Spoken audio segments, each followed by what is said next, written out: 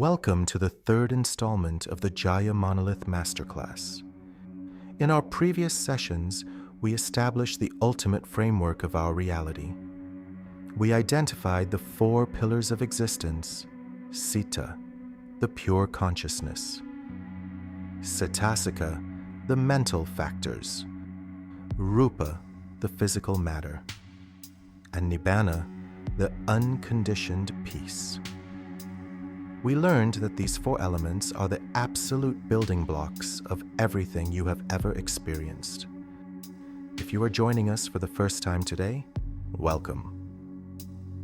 While I highly encourage you to explore the earlier episodes in our playlist to see the complete map, you are exactly where you need to be right now. This session stands alone as a master key to understanding your existence. Today, we are going to dive deep into the mysterious interaction between the first and third pillars, Citta and Rupa, the mind and the matter. This is the ancient blueprint of what modern quantum physics calls the observer effect. It is the profound mystery of how a lifeless physical universe is suddenly brought to life by the light of consciousness. To understand this observer effect, we must first clearly define the two participants in this cosmic dance. Let us look at Citta. In the ancient sources of the Abhidharma, Citta is defined quite simply, yet profoundly, as the element of knowing. It is pure awareness.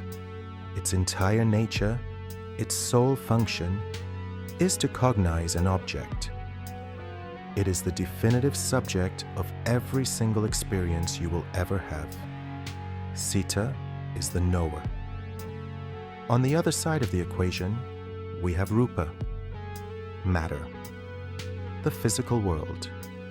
The sources define Rupa as that which changes, degrades, or deforms due to external conditions, like heat, cold, or friction.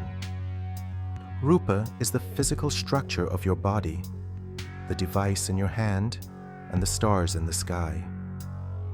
Rupa is the known. Understand this crucial distinction. These two pillars are fundamentally opposed in their nature. Citta is nama. It is mental.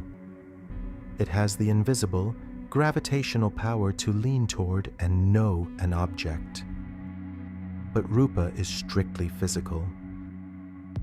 Matter has no power to know anything. A solid rock, made of Rupa, cannot know that it is a rock. A blazing fire cannot know that it is hot. Even the complex neural networks in your physical brain are just Rupa. They are just biological hardware. The universe of matter remains entirely dark, silent, and meaningless until it is met by the light of consciousness. The world of matter only becomes real to us when the knower meets the known. But how exactly does this knowing happen? How does an invisible mind interact with a physical world? To explain this, the ancient texts offer a profound and elegant analogy. The analogy of the mirror. Imagine a perfectly polished, dark mirror. By itself, the mirror is just a clear, flat surface. It contains no images of its own. It has no mountains, no cities, no faces inside it. But the exact moment you place an object in front of it, an image appears on its surface. In this analogy, your consciousness, your Citta, is the mirror. And the physical world, Rupa, is the object placed in front of it. Just as the mirror seamlessly reflects a face, Citta reflects the physical objects presented to it. This is where the illusion of reality is born. The reflection inside the mirror is not the actual physical object. You cannot reach into a mirror and grab the reflection of an apple. Yet, without the physical apple, there is no reflection. Similarly, the tree you see in your mind, the music you hear in your head, the pain you feel in your body, these are not physical objects inside your brain. They are mental reflections. They are the mirror of Citta reflecting the data of Rupa. And the texts go even deeper. They note that even a small mirror can reflect the image of a massive mountain or a vast, endless sky. This explains the ultimate paradox of human existence. How can the relatively small physical structure of a human being contain the experience of an infinite universe? Because your consciousness has the limitless capacity to reflect the vastness of Rupa, regardless of physical size. Your mind is the mirror of the cosmos.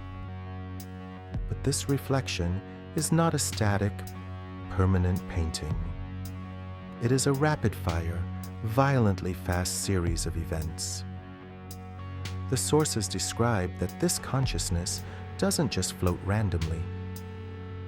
It arises at very specific doors, your sense organs, in order to experience the physical world. Think of your eye. When physical light, which is Rupa, hits the sensitive matter of your retina, which is also Rupa, a highly specific eye consciousness violently sparks into existence. It is exactly like striking two dark flint stones together to create a flash of fire. The eye is the physical base. The light is the physical object.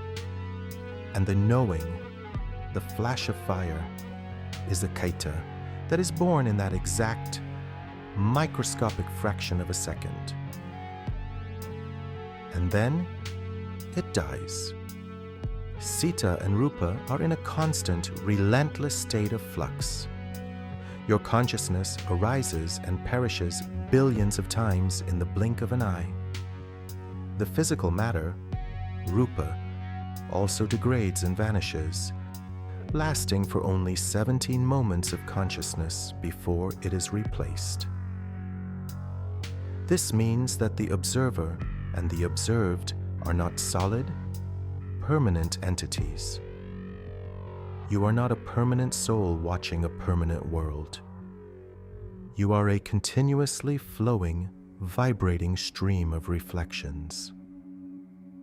When we talk about the observer effect in the Jaya Monolith system, we are declaring that reality is a co-creation. The physical world provides the raw, blind data, but your consciousness provides the knowing. Without the mirror of your mind, the universe remains in the dark, unmanifested, and entirely unknown. By mastering the relationship between Citta and Rupa, a profound shift occurs. You begin to see that you are not merely a helpless victim trapped in a solid external world. You are the owner of the mirror. You are the consciousness that brings the universe to life. What you call your reality is simply the mental reflection of physical energy. However, the mirror of your mind is not always crystal clear. Sometimes the reflection feels dark with heavy sadness. Sometimes it is blindingly bright with joy. And sometimes it is violently distorted by anger and stress. If Citta is just a pure, empty mirror, and Rupa is just a silent physical object, where do these emotions come from? What are these moods, that corrupt and color our experience of reality. In our system, these are the flavors of the mind. In our next episode, we will decode the exact mechanics of your emotions by exploring the second pillar, Citta. We will uncover the 52 mental programs that determine whether your reflection of reality is a prison of suffering or a masterpiece of peace. The map is in your hands. Let's keep decoding.